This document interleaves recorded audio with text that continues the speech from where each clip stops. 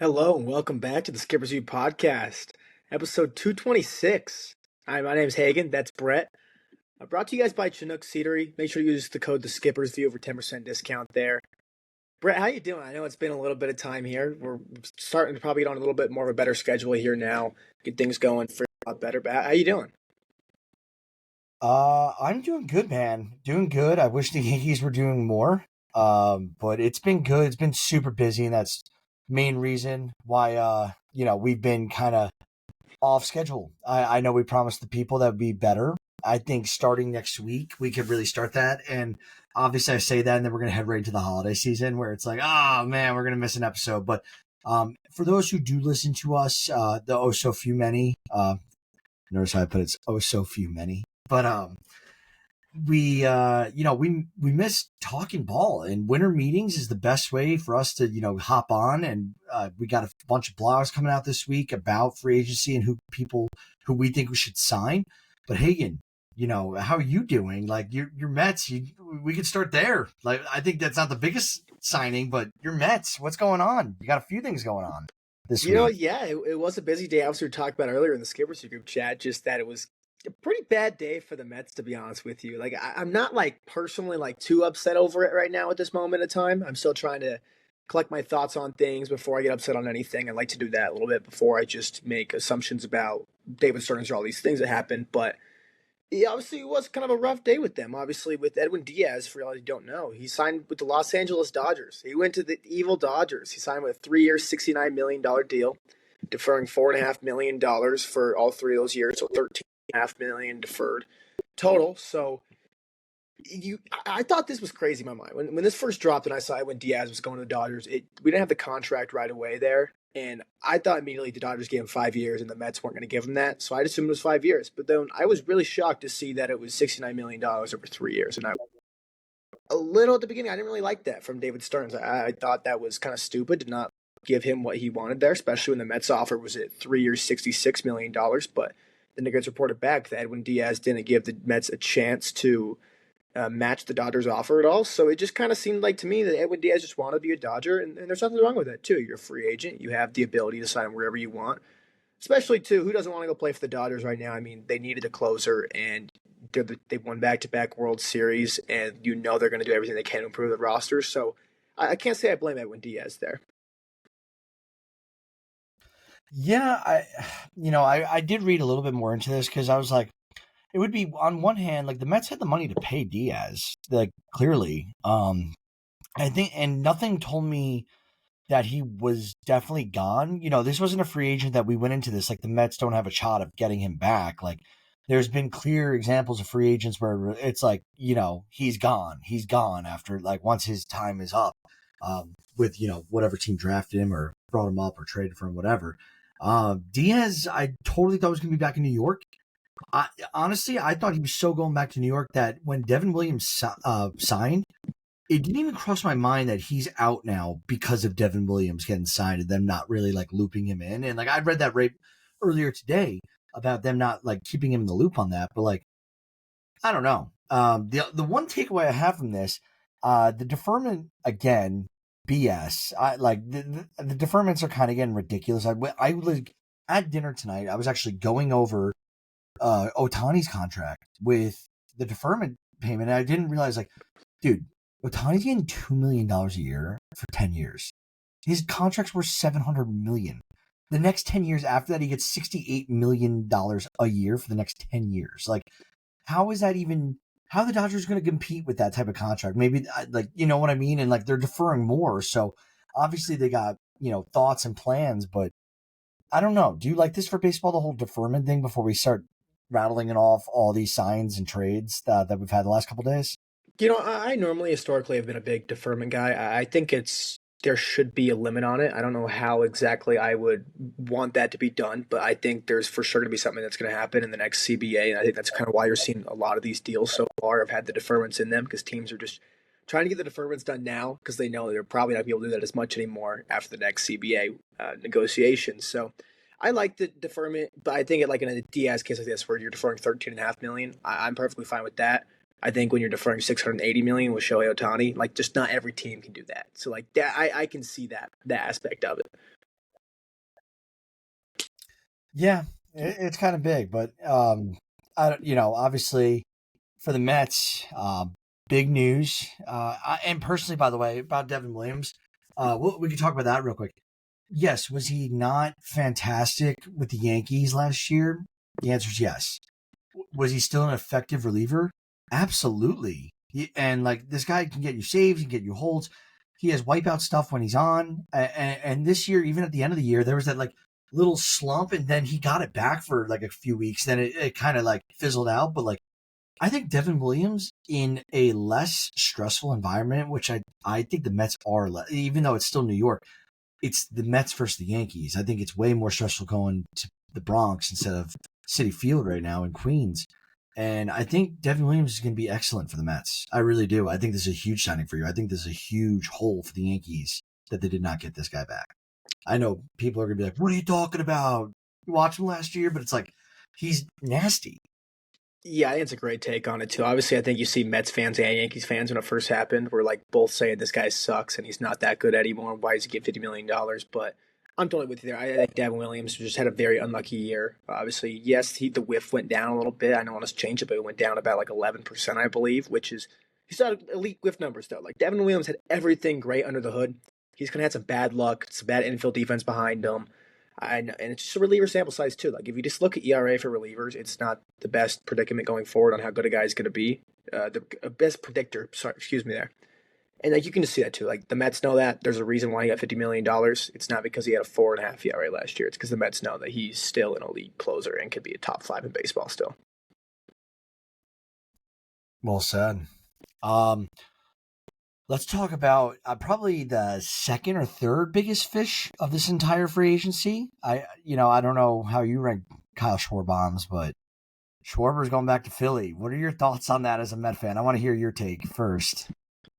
I really kind of wanted the Mets to get Schwarber there. It felt like to me they were going to get either one of Alonso and Schwarber, but this obviously puts more stress on the Alonso thing. But I would have loved Kyle Schwarber on this team. Obviously, MVP runner-up last year was phenomenal for the Phillies, but it felt like he was always going to go back to Philly. I know it got a little interesting there at the end, but ultimately, like he had a lot of teams are throwing money at him too. Like, the Pirates made some good offers on him, surprisingly, and the Reds threw some good offers on him. The Orioles matched the same offer the Phillies did, so he had a big market on him there, and it seemed like he really just wanted to go back to Philly, and he really wants to. He believes he can win a championship with that team because we know that he wants to compete at this point in his career, and obviously he was a great clubhouse guy with Philly. Seemed like he really wanted to be there, so I thought it was a great deal for the Phillies. Obviously, it sucks that when you're in on a guy and then he goes to your division rival, it kind of sucks in that sense. But I think it's a great get for Philly, and I'm happy for him that he got his payday. Yeah. Um, I kind of disagree with you though. I did not think he was going back to Philly. I really did. I thought Philly was dealing with Philly has a lot of issues right now, and I'm using issues as a lack of a better term, but like Wheeler, we don't know his status. Like this dude is dealing with a blood clot, and like that is one of the scariest things I think out there. Obviously, um, medically, we don't know where he's going to be. Obviously, when he's on the field and healthy, I have no questions about Zach Wheeler. He's one of the best playoff pitchers we've ever seen. Is he going to be around? Ranger Suarez, he's being brought up every day about where is he going to land. That's another starter for them. Andrew Painter, he's like the big prospect arm that everyone's been relying on to be the back of the end rotation. But it's like you might be down two members of your starting rotation for next year, and we know Wheeler's going to ease his way back. We know Ranger Suarez might be on a new team as soon as we're recording this. We have no idea what's going on. And then there's also the JT Realmuto side to this. Like the Phillies, catching wise, they kind of need to either sign Realmuto or they need to address the catcher immediately. And I thought they were going to put some money into that, or maybe make a trade for someone who's like a prospect who's ready to make the jump to the MLB if they missed out on Real Muto. But I'm surprised at this because, we could talk about this a lot, like Alonso, but Alonso's younger than Schwarber. He's not feeling he can actually play a position. Schwarber, with like the Dodgers didn't even go talk to him because he's a DH. He's not a position player, and I don't get the money. It's a lot of money, Hagen, for a 32-year-old. Like I think you're aware of that, but like And I will say this, Just Baseball put out this stat earlier, and I thought it was really cool on Schwarber. He has the third most home runs between ages 29 to 32 with 187. He's only behind Sammy Cheating Sosa with 243, and then Aaron Judge, who's a god amongst men playing baseball. So, and Aaron Judge has 196 in that time. Schwarber has 187. So he's like 8 or 9 home runs short of Aaron Judge right now in the last 3 years. Like, that's insane. His stats have been insane. I'm not, um, doubting him at all. It's just 32, 150 million, $30 AAV. We knew he was going to get a deal, but like Philly's putting a lot of money into this guy with an aging Bryce Harper, an aging JT Muto, if they even get him back. Zach Wheeler's getting older.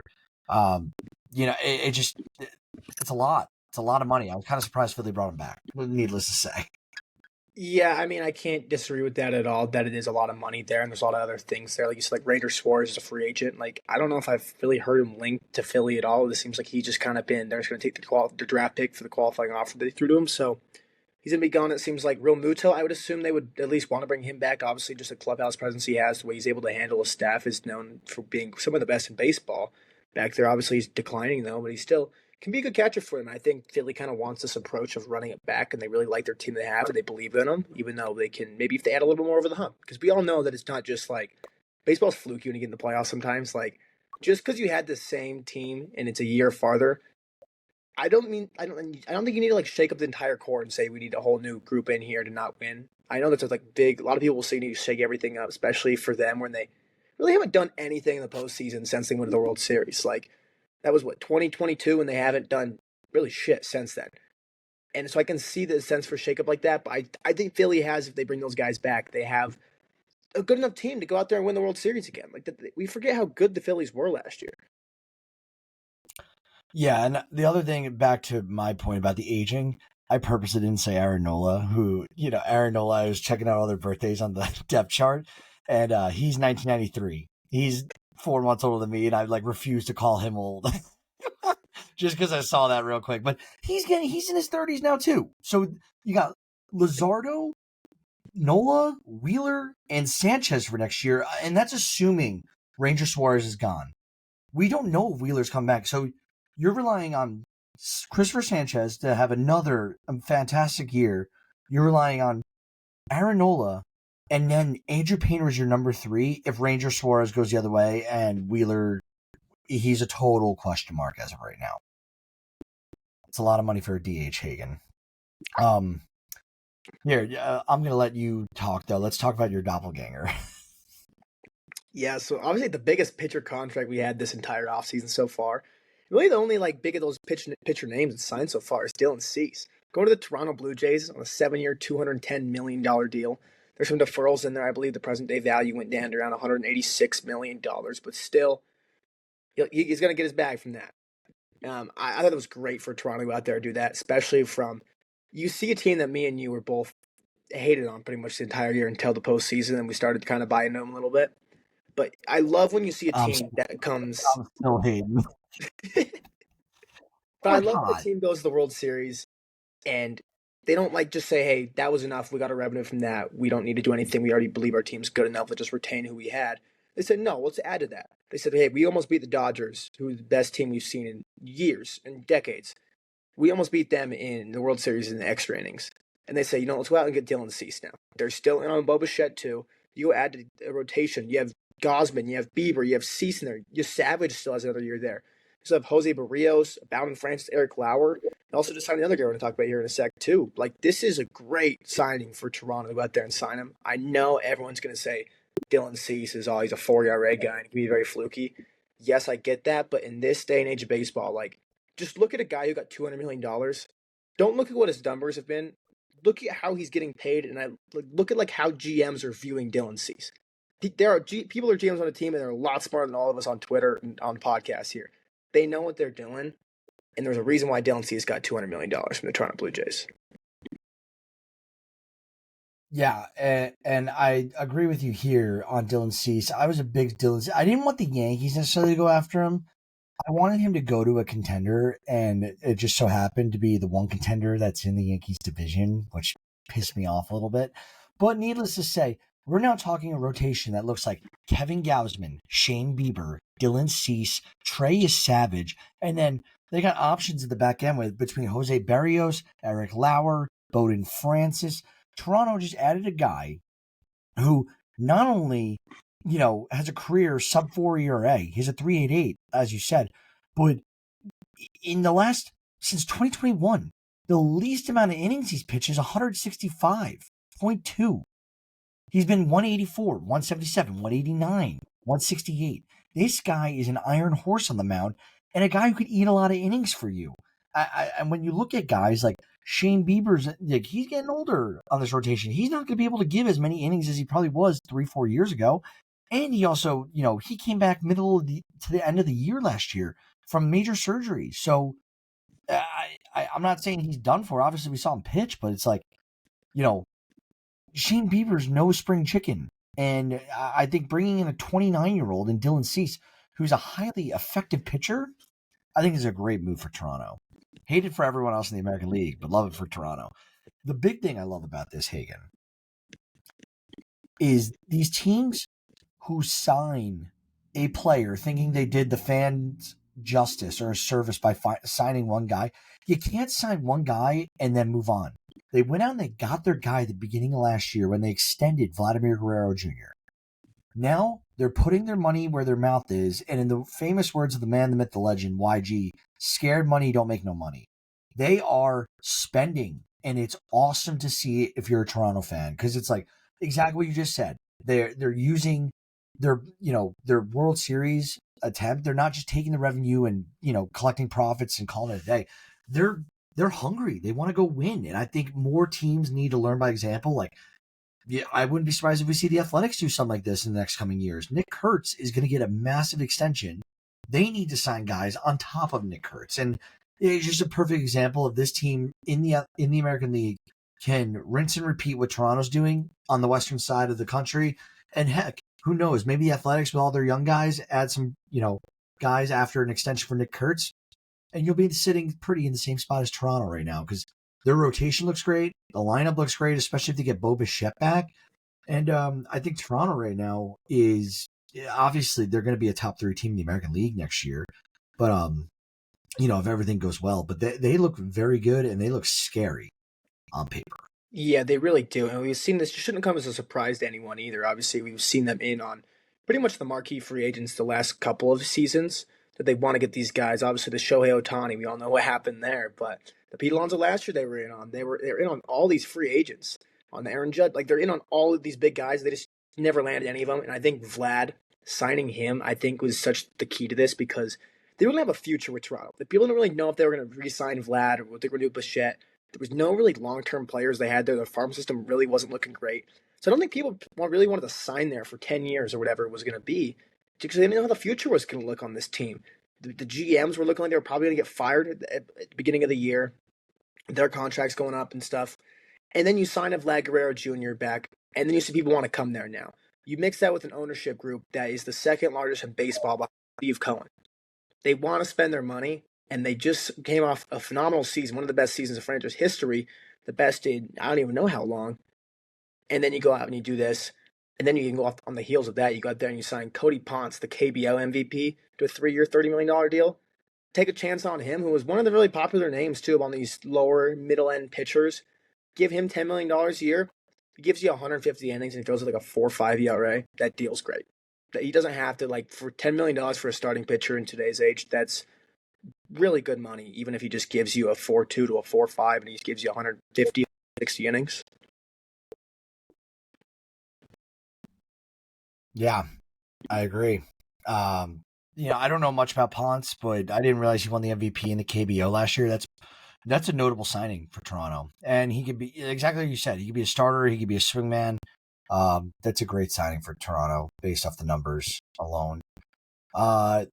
Let's keep moving, and I'll take this one simply because it's Boston, and as a Yankees fan, I got to talk about it. So, Sonny Gray, for those who don't know, is fantastic. He is a very under-the-radar pickup for Boston. They made a move. They struck a deal with St. Louis.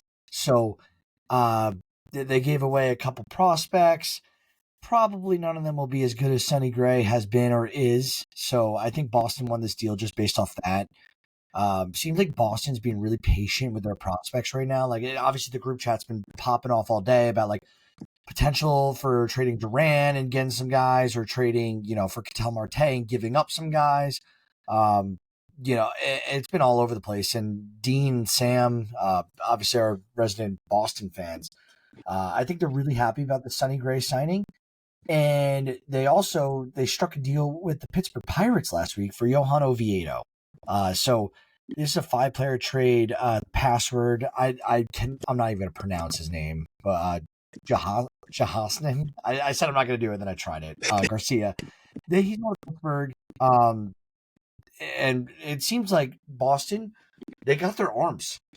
They got a couple arms. They might go get a third. I'm not really sure. If they definitely need a bat in this free agency. That's what Dean seems to be harping on. They need a big bat. He would love to get Bichette, it sounds like. But Boston's loading up, and they obviously get Roman Anthony back. They're going to have a bunch of their young studs. Boston is a sleeping giant. I have a feeling that Boston in the next 5-6 years is going to really torture, the American League East. So good deals for them.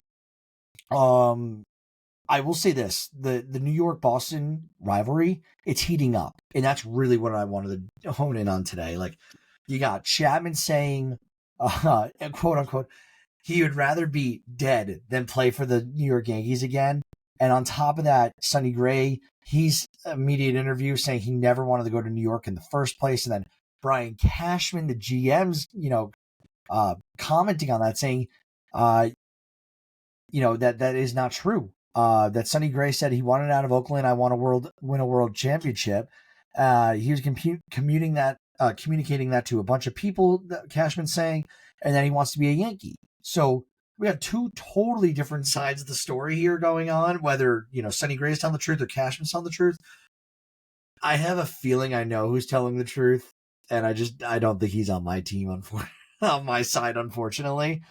I think this rivalry is going to be getting to that point as intense as it's ever been in the last, 2 decade or so. I don't know. There's obviously some intense battles with these teams in the last 30 years, but it seems like both these rosters are loaded, and it seems like they do not like each other. So love to watch that. Yeah, I mean, who doesn't love when there's just Red Sox and Yankees people coming out and they're just saying, I don't want to play for this team. I never wanted to play for you. You love to see it just because, like, people have already circled the date on the calendar because I believe they play early on too. I believe it's at Yankee Stadium too. They're going to play really early on. It's going to be very exciting, especially when both teams have some young players come up too. We saw with Cam Schlittler what he did against the Red Sox in the postseason, then him going to Twitter after and talking his shit after the game, which adds another element to that. But just on the signing for Sonny Gray, I thought this was the trade. I thought it was a great trade for the Red Sox here. I know the big complaint here is the money from fans paying them as much money as you are. And they're saying, just a lot of money for Sonny Gray. You're the Boston Red Sox, man. You shouldn't be complaining about money. I mean, your ownership group owns about 6 sports teams. They're getting new soccer players all the time. They're doing this. They can afford to pay Sonny Gray that money for a year. You don't have to pay him for 3 years like any other pitcher you go out there and get. So I like that aspect of it. I think a lot of people look at Sonny Gray and they just say he sucks. They just look and they say he gave you a 4.2 last year. Well, he still gives you 180 innings every single year. People forget that he's 2 years removed from being second in the Cy Young, behind Garrett Cole, who at the time was the sure out best pitcher in the world. He went into 2024 as the best pitcher in the world, and Sonny Gray was second behind him in Cy Young voting. So I think people have just written Sonny Gray off like crazy. Obviously, the Red Sox are going to tinker with that fastball usage a little bit. They're going to obviously move that down. I think everyone would think that. I think Boston fans feel really comfortable with Sonny Gray. I don't even think you have to think about him as like a 2 in your rotation. I just think about him as a guy that's going to start a playoff game for you. And I want Sonny Gray on the mound for my team if I'm going to be in a playoff scenario.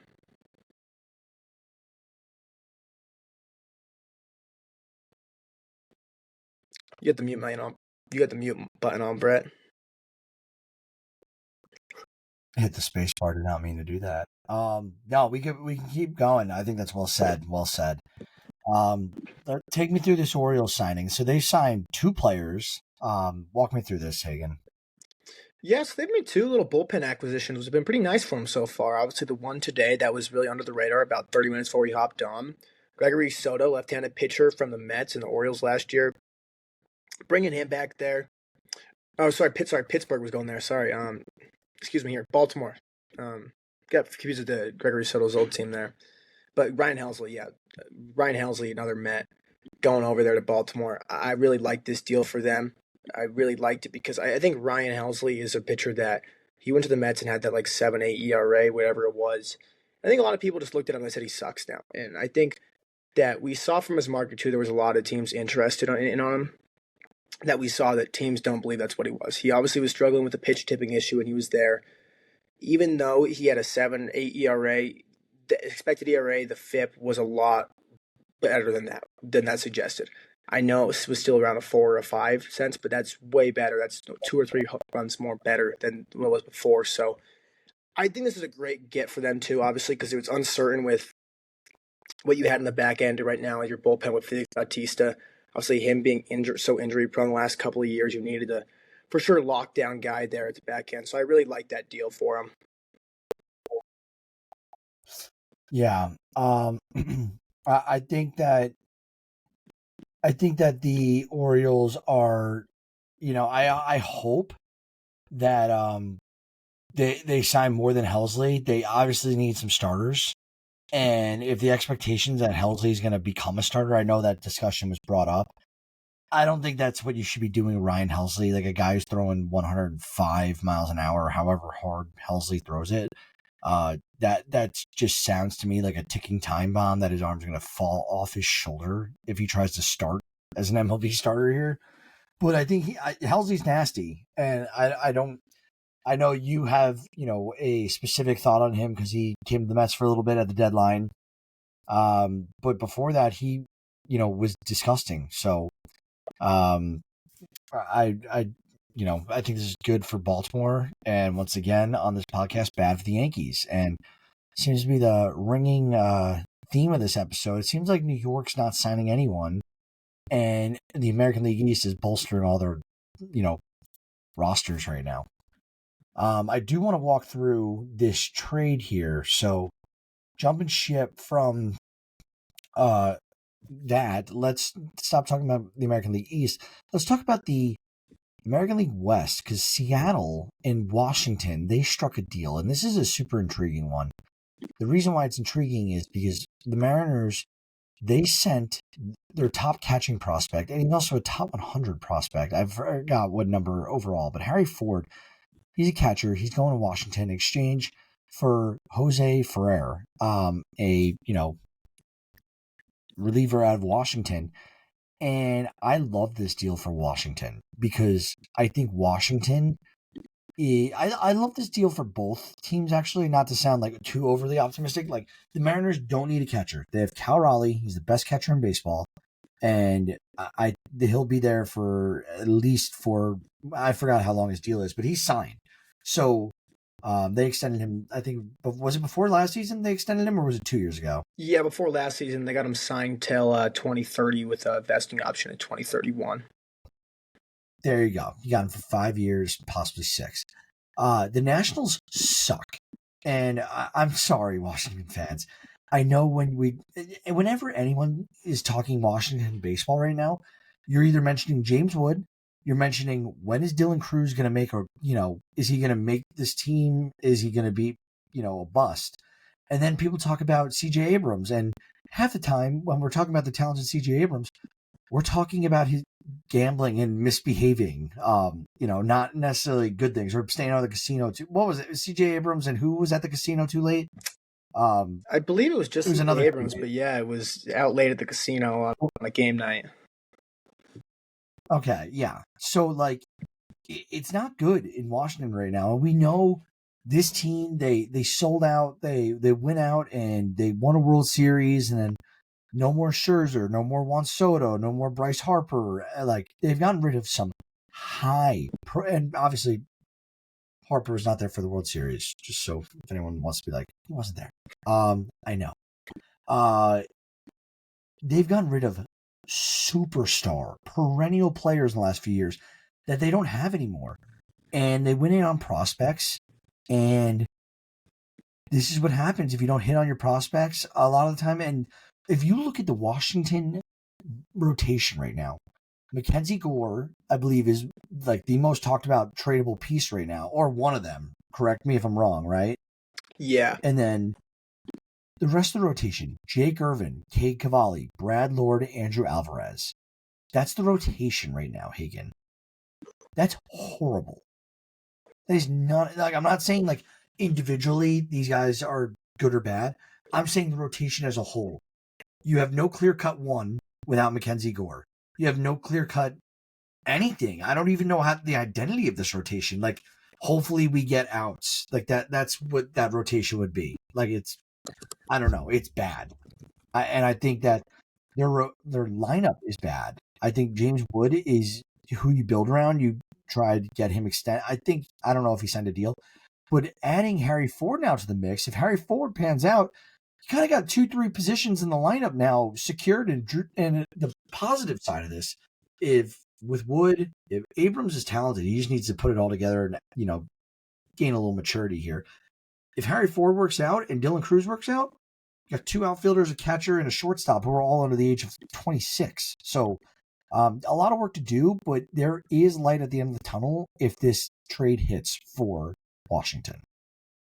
Yeah, I agree with you there too, and I think it's just the right thing, like you said, where the Nationals they're just not a good team right now. And obviously you're under a new regime. They want to probably bring their guys in there, build a roster from get their roster in there, not the one that was given to them.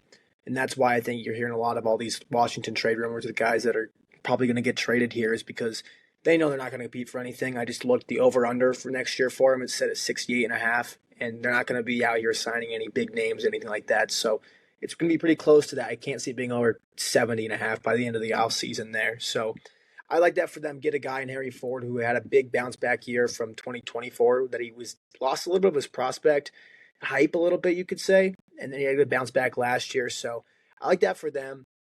On the Mariners side, obviously you're getting back Jose Ferrer, who can be a high leverage guy for you right away. He's a lefty that can throw 100 miles an hour. He sits at 98.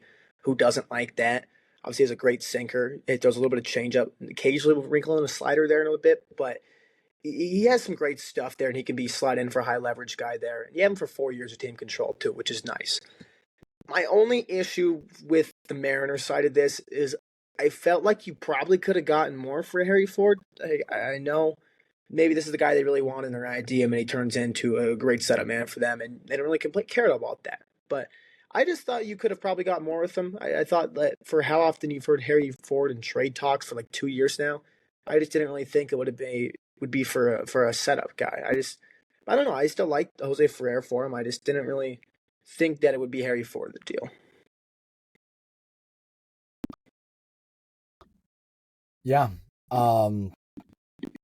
Let's keep going. So you put this tidbit in here about the Reds.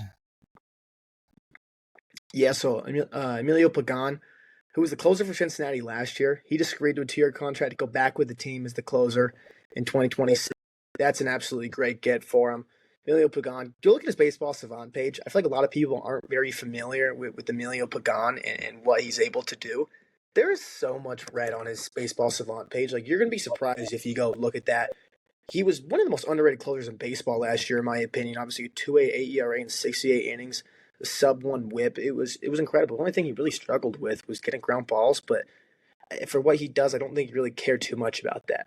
I know, yes, you're going to say it's Great American Ballpark and you don't want the ball to be in the air that much. That's probably the only thing I can see against that, but he's striking the world out there. He's not walking too many guys either. He's been pretty great too. He obviously had he had 99th percentile expected batting average, 183 last year. It was a great signing for the Cincinnati Reds, and I think one of the most underrated reliever signings that's happened so far this offseason.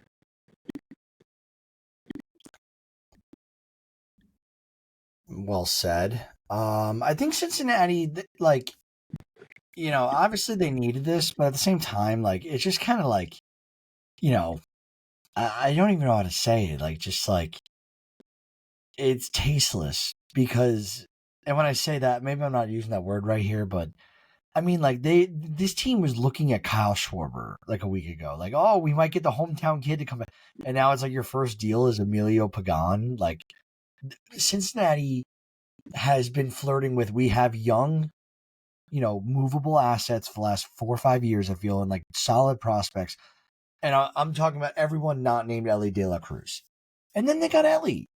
I think the Reds need to figure it out and get a big bat in this lineup or two. Like I like relievers are a dime a dozen. You could sign guys in the middle of the year that turn it up for an inning or two. And I'm not trying to throw shade at Pagan, and congratulations to him because he was great in 2025.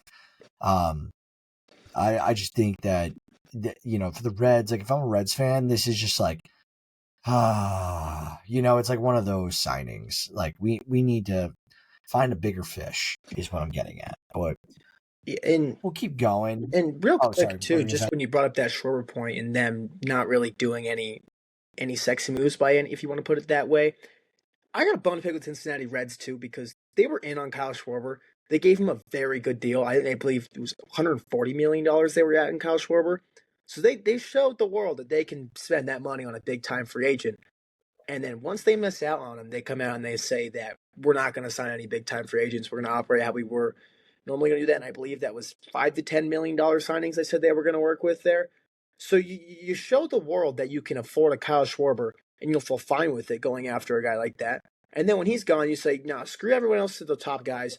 We made the playoffs last year and we have a very young team. No, we're not really going to improve too much in that. We're just going to do marginal moves to improve." I just think that's so stupid that you showed your fans you can spend that money and it would not hurt you that much. And then once you miss out on the big time guy, Schwarber, just because he's the hometown guy, you're going to say, "No, we're not going to do that anymore." I just think that's so stupid. And I think this is the reason why we have an issue in Major League Baseball is because owners are not willing to spend their money. Yeah. Like here in Indiana, I just have a lot of Reds fans that this is their closest team. This is the team they grew up with. So it's really disheartening to see my friends and, the community here, like just so down on the Reds, who are just like they are a historical franchise. They have won titles. They have had Hall of Famers. They've had the whole history around Pete Rose and the aura of Pete Rose in that, organization. I just think that this is a team that's had a lot of, settling, I think is a good word, the last 10, 15, 20 years. And I didn't really follow them too much in the Larkin Griffey years, but it just seems like, this was a team, and correct me if I'm wrong, Griffey went from Seattle to Cincinnati, correct? Correct. And I'm guessing that was done by free agency, or was that a trade? Do you remember? I'm too young to remember in the moment, but I believe it was a free agency thing. I don't remember hearing anything about a trade for him over there. So okay, it was a trade. So I get it, like, but Griffey was there in Seattle for I meant in Cincinnati for how many years? He was there for, from year 2000 when he was 30 years old. He stayed up until 2008. So he was there 8 years. Ken Griffey Jr. They got a superstar like Ken Griffey Jr. I know he wasn't in his prime anymore.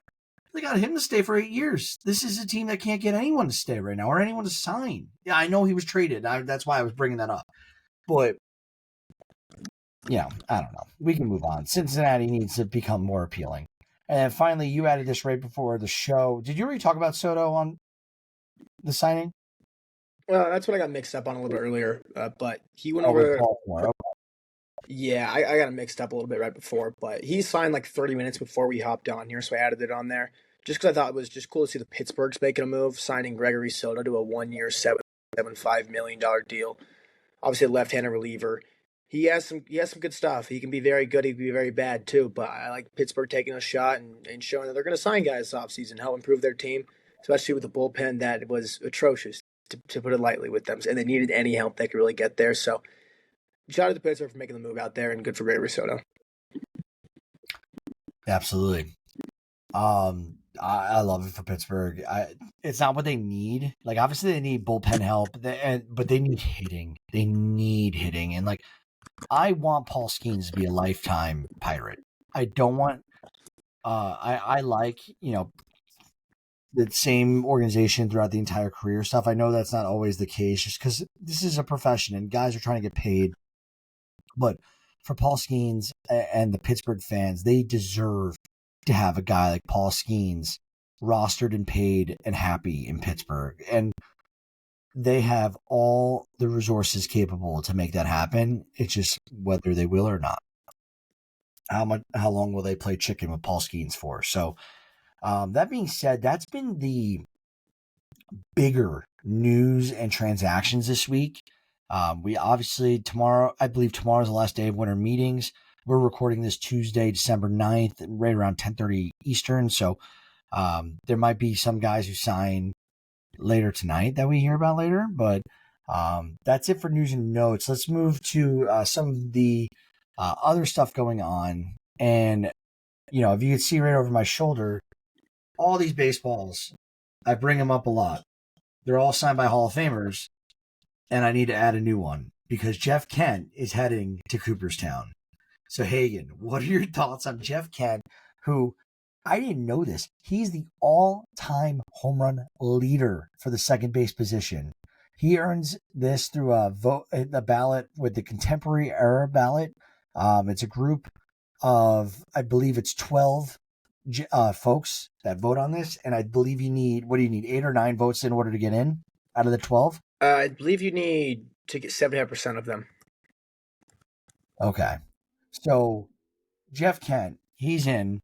Barry Bonds, he's out. He's not in the Hall, and I don't think he's able. Was it 10 years he's got to wait now? I believe it was 2031 they said he has to wait till?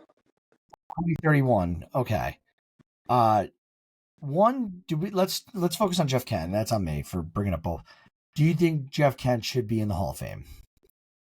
Yeah, I'm not a big Hall of Fame guy where looking at guys and being like, looking at his numbers compared to people the rest. I'm not that deep on it to know exactly what the thresholds are, but I think looking at the overall player, like when I look at it, I think that's a Hall of Famer, especially too because you have to look at just overall, like historically, I feel like second base is just a weak position.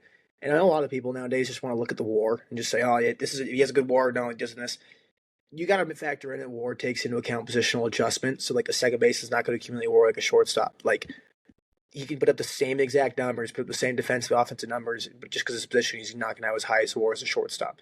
So I think you can't just look at the WAR thing. I think you just got to look at a lot of his traditional stats. Obviously, I'm a guy who just normally looks at just more your advanced metric stuff like that. But I mean, you look at a guy who played 17 years, and over the course of his career, he combines for a 123 OPS plus, 23% above league average in his career, 2,400 hits, 55.5 WAR.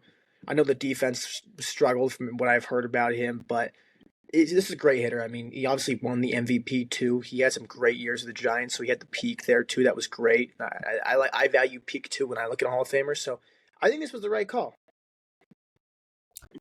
I really messed up. I should have. I talk about this often with you, so you know what I'm talking about. But there's a game Dean and we used to play called MLB Showdown. For any like baseball people who are like 8 to 12 years old back in like 2000, 2001. That was the time to get into MLB Showdown. It was an awesome card game. And I remember 2001, Jeff Kent on the Giants. There's a bright orange shiny card. I have it right here, and I could find it, but I'd rather bring it out before. That card was freaking sick. And it was like, anytime you played anyone, like there was supposed to be a point system, like how many points each card's worth, and you can only like budget for so many points on a team. When you're young and dumb, you just play all your shiny all your holographic cards. And Jeff Kent, if anyone made their lineup as good as possible, Jeff Kent was always the card used at second base. He was a dog. That being said, I know people aren't happy about it. And like I was at the memorabilia shop today, I texted you guys a photo that I picked up. The one thing I will say for Jeff Kent, if you lead your position all time in home runs, regardless of any other stat, regardless of any other thing, like there's only 8 positions on a baseball field. You got the 4 infield, you got catcher, and you got 3 outfield. There's 8 positions total in the history of our game. Unless you count DH, 9 for anyone who's an ass. But Jeff Kent is the leader in second base all time in home runs. So, definition of itself, no one who has played that position has more home runs than Jeff Kent. I think that alone is good enough to get him in. Am I thrilled about it? No, because I like to keep a high standard for the Hall of Fame, like the highest of standards. But at the same time, I have nothing against Jeff Kent. I loved his card. I didn't follow him too much, but the guy was a hitter. The guy was an excellent hitter, and congratulations to him. I'm happy for him. That's awesome.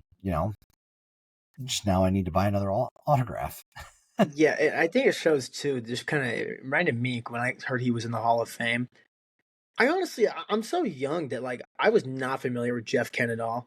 Like I did not know that he played for my own team, the Mets, for 5 years until I saw the post online that the Mets posted. Like I didn't know he played for the Mets. I never knew he won an MVP. I didn't know he was like the guy that was like there with Bonds. It was just like a whole thing to me where I was kind of like there was a lot. Just it was kind of fun for me to go out there and look and then kind of learn a lot about Jeff Kent because I've never looked into him before in my life. Yeah, I've never looked into his career stats either. And I noticed that just like 2 minutes ago, actually. So that's a great point. Like, the dude won an MVP. Like, it wasn't like he won MVP of the league at one point. Like, he was the best player in baseball at one point, and he's the leader for his position in career home runs. So he obviously had a peak. Like anyone does, he had a peak. It was excellent. It was good enough to get him in the Hall. It just the number of All-Stars, I get it. And did the peak last as long as people would have liked to see? Probably not. But doesn't matter. He's in. So wanted to talk about a couple more things. So Ohtani announces that he is going to play for Japan in 2026 for the World Baseball Classic. He's seeking a title repeat. Actually, oh shit, dude, I skipped Bonds. Did you want to talk about Bonds a little bit about your personal thoughts, or I can Yeah, go we can first? I talk can go about really quick. Bonds too, because I was about to say too with Jeff Kent, where you said the MVP that he won there and like how he's a dog. He won it in Bonds' reign. Like it wasn't just he won an MVP, he won it the time that Bonds was playing. Jeff Kent won the National League MVP in 2000. Barry Bonds won the next four. He outplayed Barry Bonds for an MVP. You know how crazy that is? That's yeah, because we talk about like I'm all for Bonds being in the Hall of Fame. I didn't even know, which I know Dean's gonna listen. If Dean listens to this, he's like, you didn't know that Bonds has never not been like. I didn't know Bonds actually has never failed a drug test. I did not know that. Obviously, there's a lot of hearsay, a lot of other speculation, a lot of other things going on about the PEDs and all that. Like, I'm not the person investigating and doing that. As far as I'm concerned, you've never failed the test. There's no paper trail of saying that you actually like took steroids. I just think right now, like, what's the expression? Ask for forgiveness later. Like, I think you put them in, and if they do find more as they investigate whatever, take them out. It's not like people, you're able to do that, right? And Bond statistically is arguably the best hitter we've ever seen. So I was a little bummed out for Barry Bonds, for sure. Yeah, the Bonds thing's complicated for me because obviously, like, we had this debate almost every single day. Will, who I know, is watching. We talk about the Bonds thing, and we're not a fan of these old head 1920s guys being considered the GOATs and all this. It's Babe Ruth. Like, it's Babe Ruth and Shohei Ohtani, the best players of all time. And it's kind of weird to be like, the best player in all time is not going to be in the Hall of Fame. But the whole steroids thing, I know he technically didn't get like drug tested and fail it for being on roids, but like we all know Barry Bonds took steroids there. Yeah, like as we were talking about that earlier. Yeah, I know Will's watching this right now. He's probably got some words for that too. Babe had it.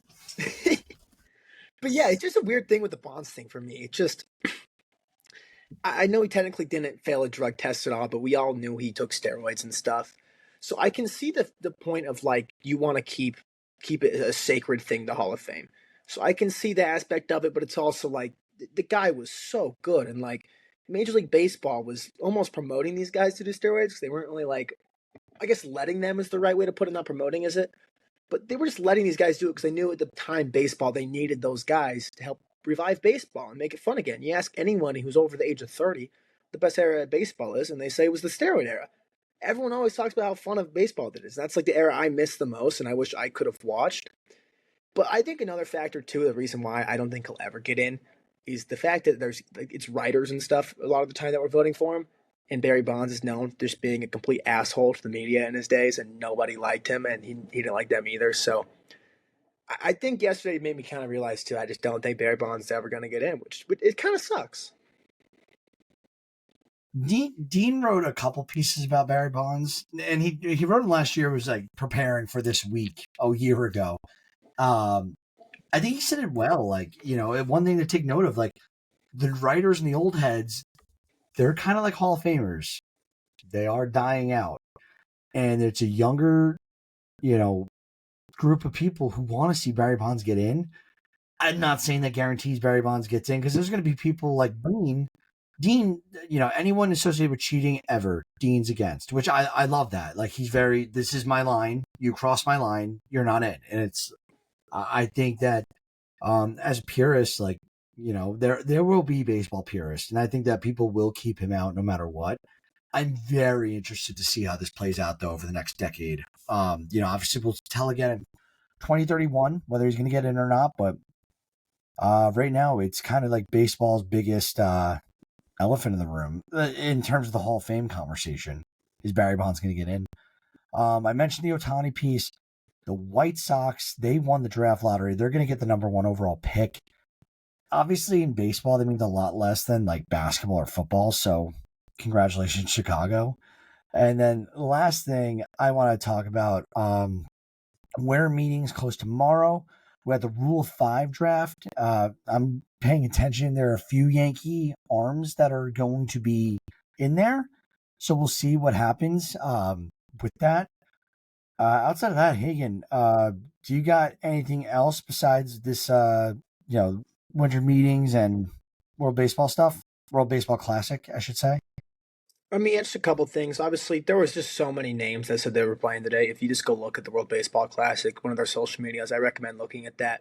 They'll have it. Like, there was just all the news right now of winter meetings. There was just so many names slipped between the cracks there. So I recommend go checking out rosters. If you guys are Team USA signed up, like Gunnar Henderson, Bryce Terang. So I think it's fun to go look at those rosters there. On the 40-man draft, I thought it was important today when the Red Sox made the trading away Vaughn Grissom. They cleared a 40-man spot. I think it's notable to say that. So maybe the Red Sox are going to look to add an arm there, add a bullpen arm there to the draft too. And honestly, around the winter meetings too, I think this is such a great time because obviously everyone knows the baseball offseason is just so slow. And it really feels like the winter meetings is the time where it really kicks off and things start getting moving. It's the busiest weekend in the offseason. I just love it too. I just love this time of year where you feel like it. You almost feel like you just know a big signing is going to happen in the next couple of days. Like I'm going to take a shot now, and I think it's going to be a signing tonight. I'm going to take a shot and say there's going to be a big one tonight, whether it's a passing bomb, whether it's anybody who makes the call. I feel like there's going to be something big to happen tonight. It just feels like all the chatter right before it closes. One of the execs in Orlando is going to get bombed and be like, yeah, sure, take Jaron Duran. Sorry, I'm making fun of Boston here, but no, that's it for me. I agree. I think someone else is going to sign. Remember, thank you for listening. Follow us on social media and grab your merch. Read our articles that we're putting out this week. I'm going to put out, one free agent that each team should sign, including, news on what's gone on recently, just to catch up on first place in the division. And then outside of that, thank you as always. Please subscribe, and we're out.